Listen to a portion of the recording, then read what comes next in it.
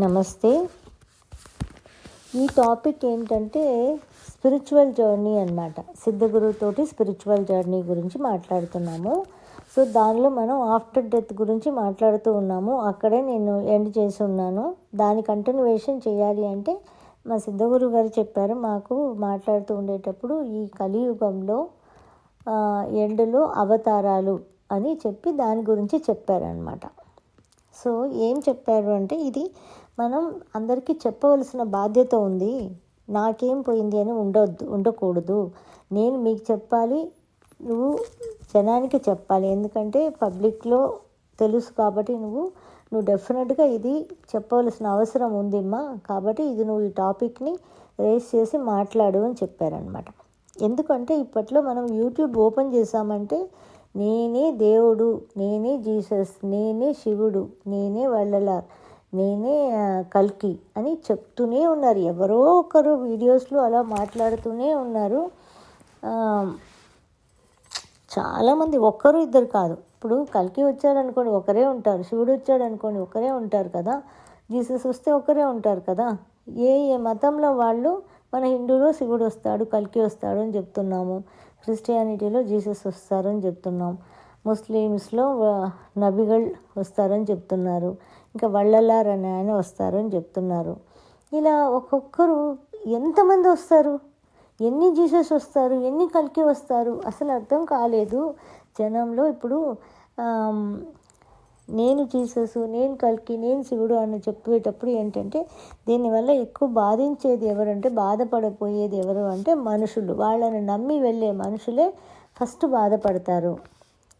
కానీ ఏంటంటే, ఎవరు ఫస్ట్ వచ్చినా, జీసస్ వచ్చినా, కల్కి వచ్చినా, శివుడు వచ్చినా, వల్లలార్ వచ్చినా, నబిగులు వచ్చినా, నేనే అవతారం, నేనే భగవంతుణ్ణి అని చెప్పరట వాళ్ళు ఎప్పుడు కూడా వాళ్ళని భగవంతుడు, నాకు ఇంత పవర్స్ ఉన్నాయని వాళ్ళు చెప్పుకోలేరట. ఇది ఆయన చెప్తున్న విషయం, మా సిద్ధగురు గారు చెప్పిన విషయం అన్నమాట. వాళ్ళు పనుల్ని బట్టి, వాళ్ళ చేతల్ని బట్టి మనమే అర్థం చేసుకోవడమే తప్పితే, వాళ్ళేం కాషాయ రంగు బట్టలు వేసుకొని ఉండాలని లేదు, ఎలా అయినా లేదు. ఏ యుగానికి తగినట్టు వాళ్ళు బట్టలు వేసుకొని వస్తారు. అప్పుడు ఆ పూర్వయుగంలో జీసస్ బట్టలు వేసుకున్నట్టుగా ఇప్పుడు మళ్ళీ వచ్చినప్పుడు కూడా అలాగే రావాలని ఏం రూల్ లేదు అని చెప్పారు. ఒక జీన్స్ ప్యాంట్తో కూడా రావచ్చు, ఎలాగైనా రావచ్చు. కలియుగంలో అసలు ఆ కాలంలోనే అవతారాలు వచ్చినప్పుడు వాళ్ళని దేవుడు అని మనకి అర్థం కాలేదు.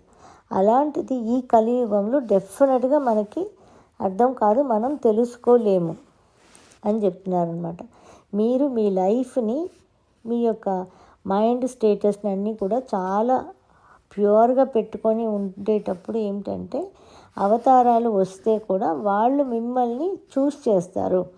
అంతవరకు మీరు ఒక మంచి మనిషిగా భూమిలో బ్రతకడం వరకే మీ పని. ప్రేమ చూపించండి. అన్ని మతాల్లో ఉన్నది ఏంటంటే, చాలా ప్యూర్గా ఎలా బ్రతకాలి అని ఉన్నాయి. అలాగే మీరు బ్రతికారంటే దేవుడు భూమికి వచ్చినప్పుడు వాళ్ళు దేవుడు మిమ్మల్ని చూస్ చేస్తారు, మీ దగ్గరికి వస్తారు. మీరు దేవుడిని వెతుక్కుంటూ తిరగడం అనేది చాలా వేస్ట్ ఆఫ్ టైం అని చెప్పారనమాట. భగవంతుడికి నచ్చినట్టుగా మనం బ్రతకాలి. అంటే అందరితో ప్రేమతత్వం, అంటే ఒకరి మీద ఒకరి తప్పు చెప్పుకోవడం ఉండకూడదు. అంటే మనల్ని మనం ఎంత ప్రేమించుకుంటామో అలాగే అందరినీ మనం ప్రేమించాలి. చెడు అలవాట్లు లేకుండా మనం బ్రతకాలి. అన్ని మతాల్లో ఉన్నటువంటి కోట్పాడు అంటారు, అన్ని మతాల్లో ఉన్నటువంటి విషయాలు ఉంటాయి కదా, ఎలా ఉండాలి అని ఉంటుంది కదా, అలా మీరు బ్రతకండి అంటారు. ఈ మధ్యలో మళ్ళీ నేను దేవుని చూపిస్తాను, చాలామంది చెప్తూ ఉంటారు కదా, నేను వాళ్ళ దగ్గరికి వెళ్ళాను, నాకు అన్ని పనులు అయినాయి, ఆయనే దేవుడు, మీరు రండి నేను చూపిస్తాను అంటే మీరు నమ్మవలసిన అవసరం లేదు అని అంటారు. అంతవరకు మీకేంటంటే, మీ శరీరమే మీకు గుడి. కాబట్టి ఈ శరీరాన్ని ఇప్పటికీ కాపాడుకొని మంచిగా పెట్టుకోవడం అనేది, హెల్తీగా ఉండడం అనేది మీకు అవసరం. మీకు దేవుడు ఎలా కనిపిస్తున్నారో అలాగే తీసుకోండి. మీరు జీసస్ని నమ్మారనుకోండి, జీసస్ని తలుచుకోండి, జీసస్ని ప్రే చేసుకోండి. దానికంటూ అక్కడ ఉన్న ప్రీస్ట్ని నమ్మవలసిన అవసరం మీకు లేదు. అల్లా నచ్చుతుంది అంటే మీకు అల్లాని మాత్రం ప్రే చేయండి. ఇంకెవరిని మీరు నమ్మవలసిన అవసరం లేదు. శివుడు నమ్మారు. మన హిందూయిజంలో ఏ దేవుడో మీకు ఇష్టం అంటే అక్కడ ఉన్న గురువులు వాళ్ళు చెప్పే విషయాల్ని వినండి, కానీ చెవులో వినడం వరకే మీ పని. కానీ వాళ్ళ మూలంగానే మనం దేవుని చూస్తాము అని అనుకోవద్దు. ఎప్పుడు కూడా దేవుడి మీద కంప్లీట్గా మీ భక్తి పెట్టండి, అంతేగాని దేవుడు ఏ రూపంలోనైనా రావచ్చు అంటారు. జీసస్ వచ్చి అదే బట్టలు వేసుకొని రారు, ఇప్పుడు జీన్స్ ప్యాంట్లో రావచ్చు, ఎలాగైనా రావచ్చు జీసస్. అలాగే శివుడు వచ్చారనుకోండి, శివుడు వచ్చినప్పుడు ఒక యంగ్ బాయ్గా రావచ్చు, చాలా ముసలాయనగా రావచ్చు, లేకపోతే ఒక ఆడదానిగా కూడా రావచ్చట. ఎందుకు ఆడదానిగా రావచ్చు అని అంటున్నారు అని అడిగితే చెప్తున్నారు, ఇప్పుడు ఒక ఆడది ఉందనుకోండి, ఆడది మంచి ఒక లైఫ్, ఒక డిసిప్లినరీ లైఫ్ బ్రతుకుతూ ఉన్నప్పుడు దేవుడు వెతుక్కుంటూ వెళ్తాడు కదా, వెళ్ళినప్పుడు శివుడిని చూసి, ఆ శరీరాన్ని చూసి, ఆయన్ని చూసి వేరే మనసు చలనం పడకూడదు కాబట్టి, కాబట్టి ఆయన లేడీగా కూడా రావచ్చట వాళ్ళ దగ్గరికి.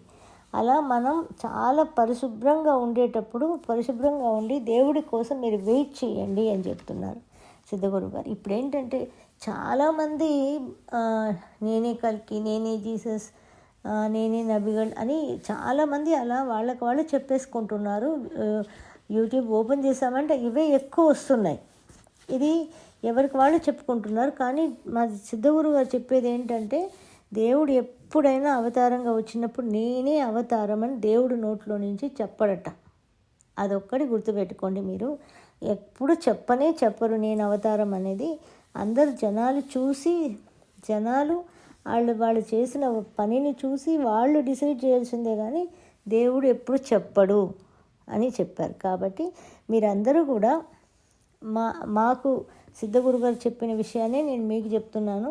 ఎందుకంటే సిద్ధగురు గారు చెప్పారు, నువ్వు చెప్పవలసిన బాధ్యత ఉంది. ఎందుకనంటే నువ్వు ప్రపంచంలో ఇది తెలిసి కూడా నువ్వు ఎందుకు చెప్పలేదు అని రేపు దేవుడు అడుగుతాడు. కాబట్టి నేను చెప్పేశాను, వాళ్ళు విన్నారు వినలేదు అనేది నాకు తెలియదని మనం చెప్పడానికి నువ్వు చెప్పి తీరాలి అని చెప్పారు. కాబట్టి ఈ వీడియో, నెక్స్ట్ వీడియో కూడా ఇంకొకటి ఉంది ఇలాంటిది. ఆ తర్వాత మనం ఆఫ్టర్ డెత్లోకి కంటిన్యూషన్కి వెళ్తాం. ఓకేనా? సో ఇప్పుడు ఏంటంటే మనం చేయవలసింది ఏంటంటే మనం ఉంటున్న రిలీజియన్లో ఏదేదైతే ఎలా ఉండాలి అని ఉందో అలా మనం బ్రతికితే చాలు. దేవుడు కింద దిగి వచ్చినప్పుడు మనల్ని వెతుక్కొని దేవుడు వస్తాడు, మనం వెతకక్కర్లేదు అని చెప్పారనమాట. సో ఇది మీకు అర్థమై ఉంటుంది అనుకుంటాను. Thank you for watching. ఈ వీడియో కనుక మీకు నచ్చినట్టయితే లైక్ చేయండి, షేర్ చేయండి, కమెంట్ చేయండి, సబ్స్క్రైబ్ చేయండి అండ్ బెల్ ఐకాన్ ప్రెస్ చేసుకోండి, so that you don't miss any of our videos.